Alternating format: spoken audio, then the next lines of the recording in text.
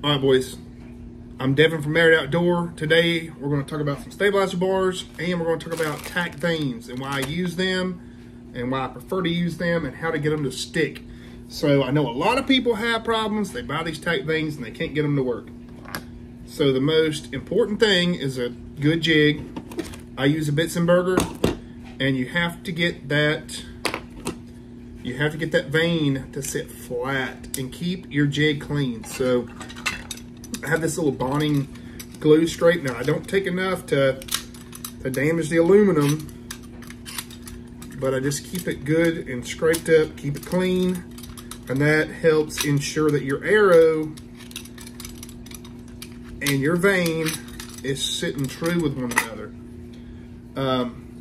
Another thing, you have to use the primer pen. I've tried this with just this and it don't work at all. You can't do it. Keep your arrow shafts clean. I hit it with a little bit of acetone, and then you know, I just lightly scrape over my shaft with this edge just to make sure that there's not anything that might be on the arrow shaft. You don't want to dig on it. You don't want to dig. This is good because if you have any kind of glue residue from like a previous fletching, that's where I'll use that. And then I'll hit it with a little bit more acetone just to clean it up, polish that arrow shaft, and make sure it's good and clean. Before we get into fletching these though, let's do a little bit of talking on some stabilizer bars. So me and my brother are manufacturing our own line of stabilizer bars, MAD bars, Merit Archery Products. Merit Archery Design, MAD. How bad? I said P. That was the old thought. 100% customizable. These right here for my Revics. This is my front bar. It's a 20-inch bar. It's going to be 100% customizable. So if you want a 30-inch, 20-inch, 15, 12, 16, whatever, we'll make them. Whatever you want. And it'll be from face to face. So, of course, that's good and tight. We'll have either a set screw on it where you can put, like, I think it'll hold 4 weights. I believe 4 or 5. Or you can opt and get, I'm going to find the bar. I was ill prepared. But we also have another bar, or another mount, which I'll get here in a minute, where you can add more weights. But this right here is what I'm running on my hybrid setup. So the hybrid setup is going to be like a TAC bow, a R100 bow, which is going to be my Revics bow. Although it shoots just as good as my Black 9 target bow that has 30-inch bars on it, 33-inch bars. So this is 20 with a 10 back bar with 4 weights. The weights are 100% customizable. We'll also be selling just weights, and the weights are the same thread pitches like Shrewd, because this is right here. This weight here is off a Shrewd bar. So let's take this off. Let's put a Shrewd weight on it. Boom, Shrewd weight's on there, done. So like I said, it's gonna be 100% customizable, whatever you want. The way to order them will be to go to the Merit Outdoor Facebook page and get your order in with my brother, Ryan Merritt. We plan to go like full production and everything on the 1st of the month. We should be able to start really getting them out 1st of January. That's the goal. But yeah, let me go grab one of them other stabilizer bars. These are the ones that I've been using for the past 6 months on my my Black 9. So I thought I had one here with me, but I think I put it away. Let me go grab one. All right, so these right here are micro diameters, and then these here are standard, and both of them will be 100% customizable. So like this one has the longer threaded rod, and you can add as many weights as you want. Each weight will be sold separately.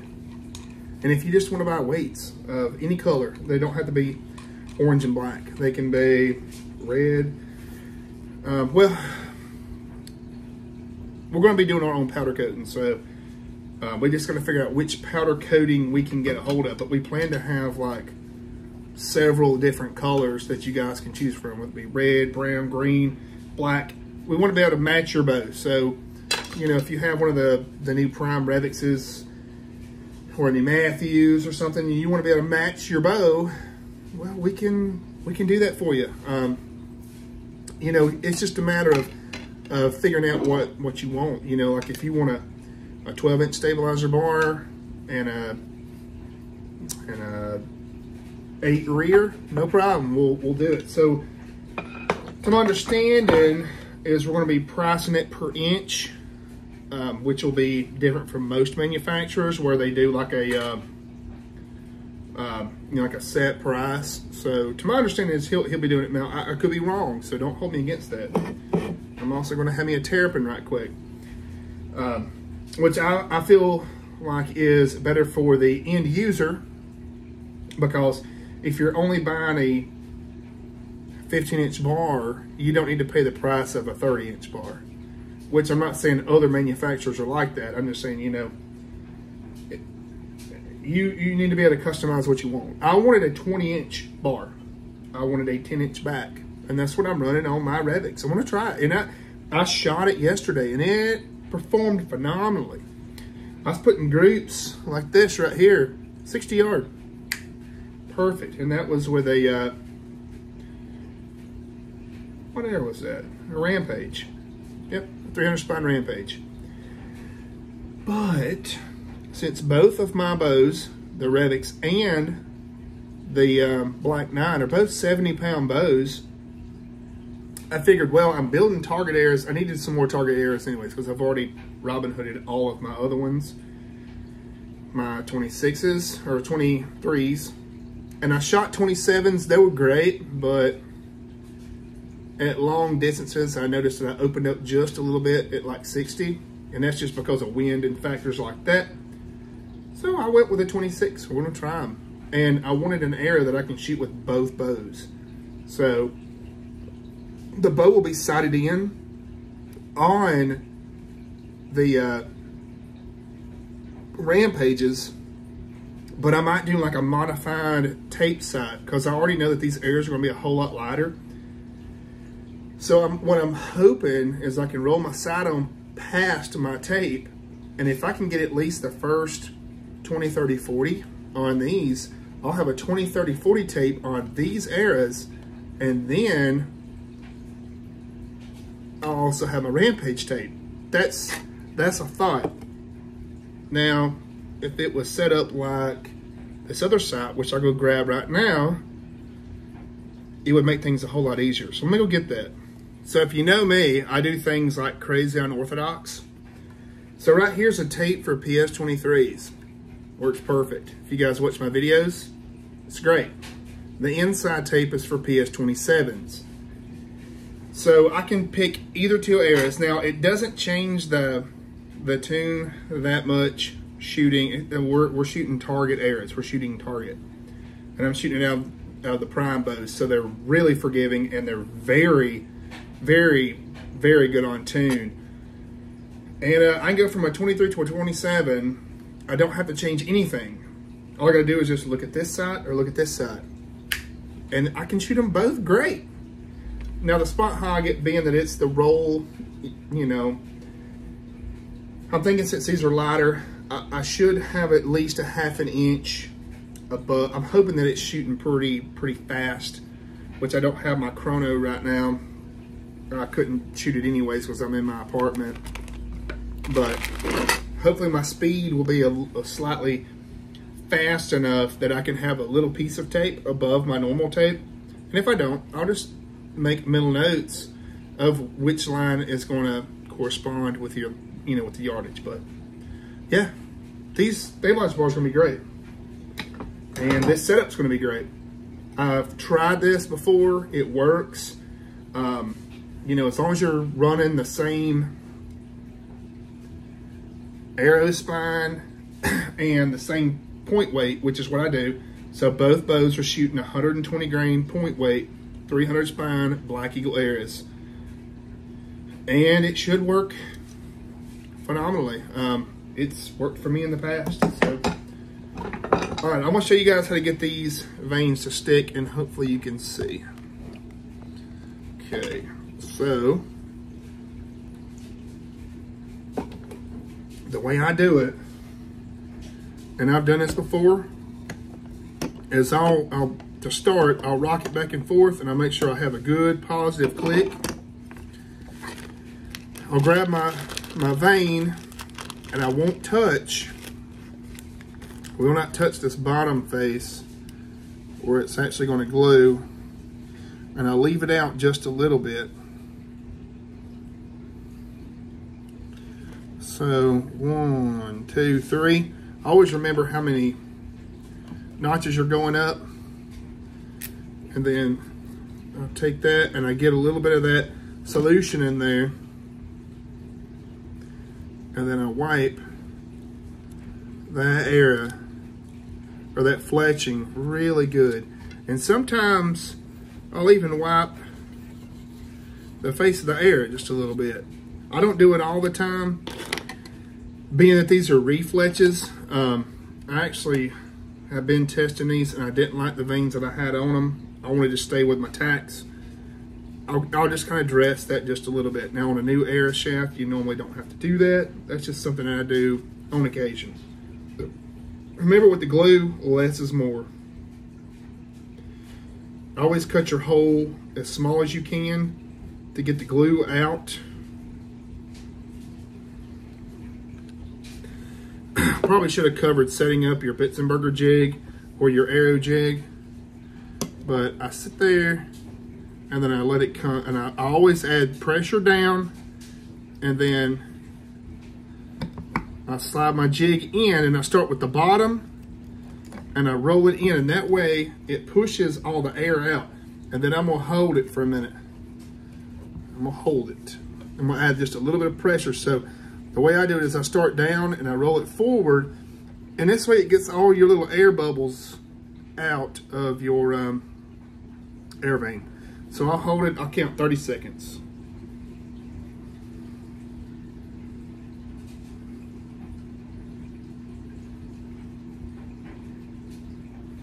And I'll put my hands up easy.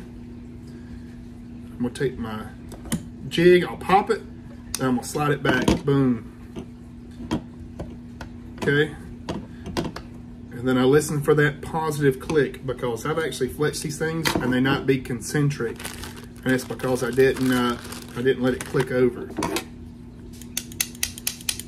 Make sure that your vein didn't get any kind of excess glue. I know it's probably not good for an aluminum or for the aluminum, but you don't want to scrape on the aluminum. You just want to take off any excess glue that might have spilled over. And now this jig is probably fletched thousands of arrows, and it still works great. And you just want to be gentle with it, because remember, this thing is, I mean, it's pretty expensive to get one of these. You mess it up, and it's going to mess your arrows up. So we know the last arrow was 3 up.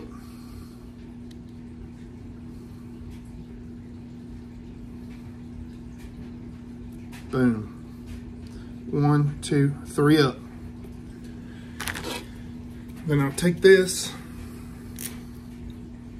I like to smell it. I know that's weird, but I smell it just to make sure that the fluid is on the tip of it. I might even dab it just a little bit every other vein. And since these are refletches, we're going to just add a little, just to clean any kind of contaminants.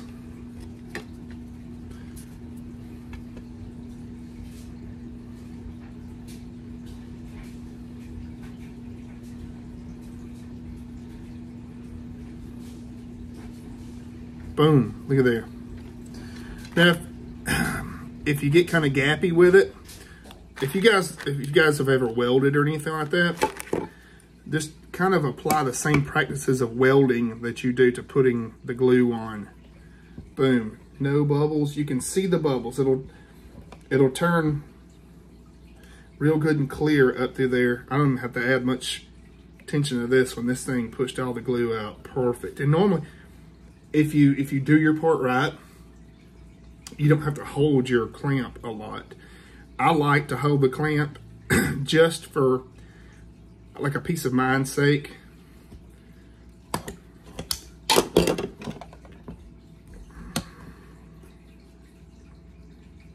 Perfect.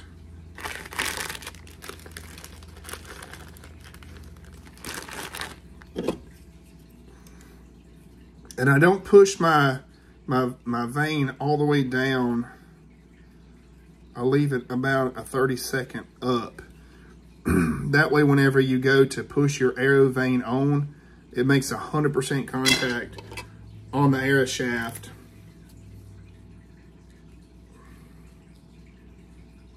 It works, and it truly works.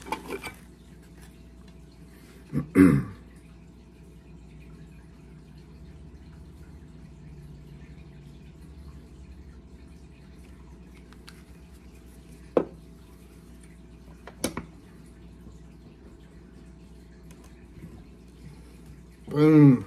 I'm going to add a little weight to this one.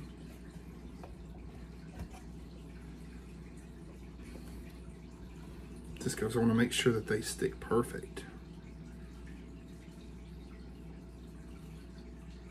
And now I've taken these things and fletched them, and 15 minutes later I've shot them, but being that these are going to be my target areas, it's raining outside, I'm not in any kind of hurry to go out and shoot them. I'm going to let them sit for, 24, 30 hours, whatever, and I'm going to let them 100% cure. Boom. There's a fully fletched arrow. Now, here's a little trick that I like to do. This is like added security. Is I'll take and put a dot on the tips and on the back. Boom. That, guys, is how you fletch. These are left-hand helical fletches too. That's how you fletch with TAC vanes. And then I'll take I don't have a Q-tip. I have a piece of a Q-tip. But I'll just take my Q-tip and I'll just drag it along through there. I'll pick up any little bit of glue particles that might have squeezed out just to tidy them up. And that's it. It's that easy. And these things, once they cure, which I'm gonna go grab an arrow right quick that's been curing for about 5 minutes. We're gonna pull on it. We're gonna do the pull test and see how well they stuck. All right, so these arrows here, I'm going on 5-6 minutes. So I'm gonna grab the vane and I'm gonna torque the piss of this arrow.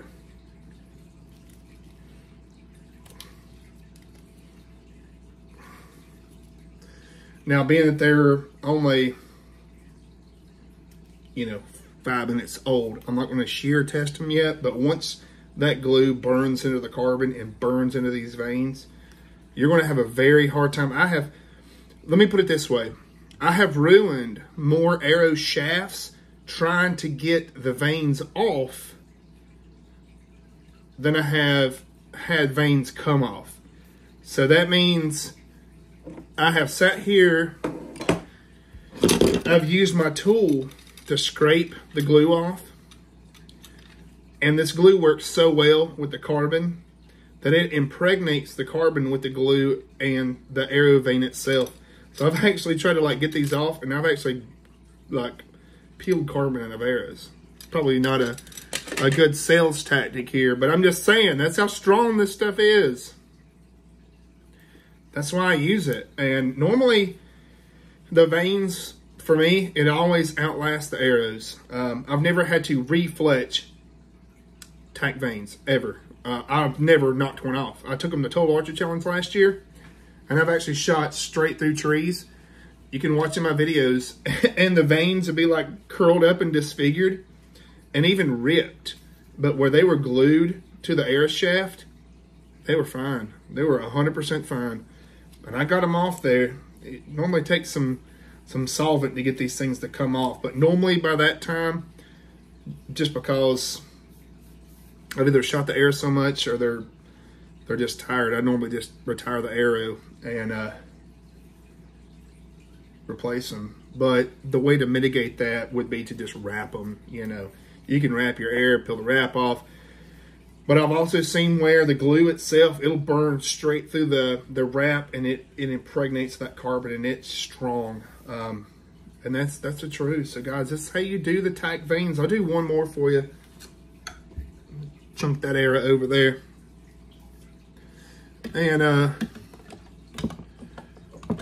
stuff's legit. I'll do one more fletch right quick. Then we'll get back to watching old Dudley. Periodically, I'll watch some Dudley video just to see what's up. Now, you notice my clamp was stuck. That means we had some glue come through. You guys, don't even, if your clamp is just a little bit stuck, take the time to clean the dang clamp. Don't dig into your carbon. Only get on the glue and just pick it off. You want your clamp good and free. That way your vane can slide back up in there too once you're setting your vane. Also, rotate it. So, you know, we heard a click. Boom, clicked. Boom.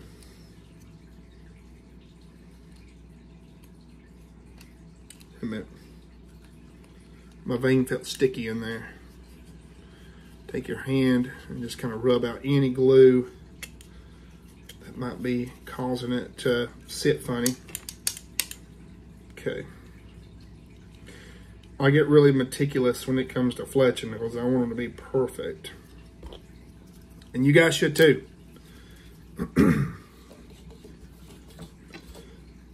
Only got these four. Only these 4 shafts I have to clean because they were re-glues where I was trying some other fletchings. I didn't like them. I didn't even make any kind of video or nothing on them. But normally you won't even have to put none of your primer on the shaft. But if you just want some added security, primer that shaft too. Boom! That's a tight arrow. That's a really good fletch. If you guys can see it. Boom. So you see how both sides of the vane, how well you guys can see. But I can see here that the front side and the back side of the vane are making 100% contact. That's how you do it. That's how you fletch TAC vanes. So we'll see you guys in the next one.